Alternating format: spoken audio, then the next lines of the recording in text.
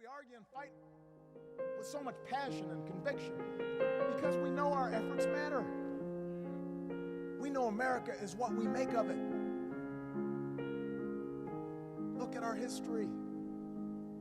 We are Lewis and Clark and Sacagawea, pioneers who braved the unfamiliar, followed by a stampede of farmers and miners and entrepreneurs and hucksters. That's our spirit. That's who we are. We're Sojourner Truth and Fannie Lou Hamer, women who could do as much as any man and then some. And we're Susan B. Anthony, who shook the system until the law reflected that truth. That is our character. We're the immigrants who stowed away on ships to reach these shores, the huddled masses yearning to breathe free, Holocaust survivors, Soviet defectors, the lost boys of Sudan. We're the hopeful strivers who cross the Rio Grande because we want our kids to know a better life. That's how we came to be. We're the slaves who built the White House and the economy of the South. We're the ranch hands and cowboys who opened up the West, the countless laborers who laid rail and raised skyscrapers and organized for workers' rights. We're the fresh-faced GIs who fought to liberate a continent. And we're the Tuskegee Airmen and the Navajo code talkers and the Japanese Americans who fought for this country even as their own liberty had been denied.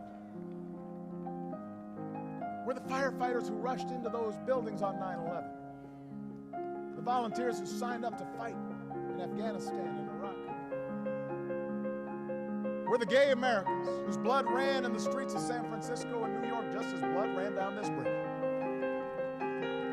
We are storytellers, writers, poets, artists who abhor unfairness and despise hypocrisy and give voice to the voiceless and tell truths that need to be told. We are Jackie Robinson, enduring scorn and spiked cleats and pitches coming straight to his head and stealing home in the World Series anyway.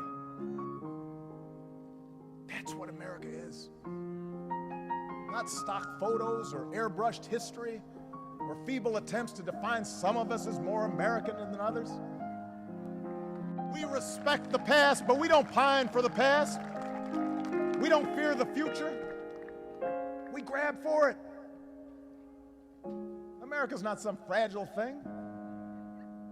We are large, in the words of Whitman, containing multitudes. We are boisterous and diverse and full of energy, perpetually young in spirit.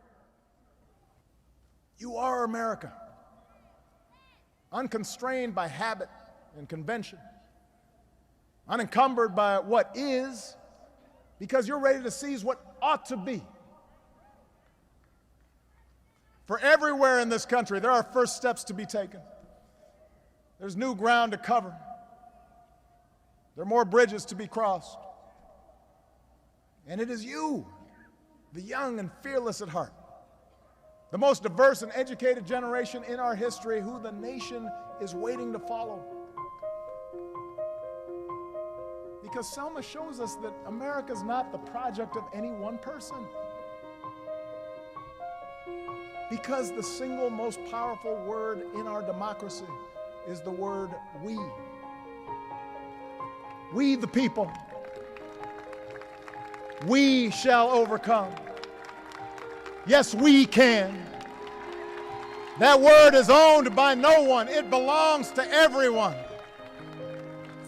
Oh, what a glorious task we are given to continually try to improve this great nation of ours. 50 years from Bloody Sunday. Our march is not yet finished, but we're getting closer. 239 years after this nation's founding, our union is not yet perfect, but we are getting closer.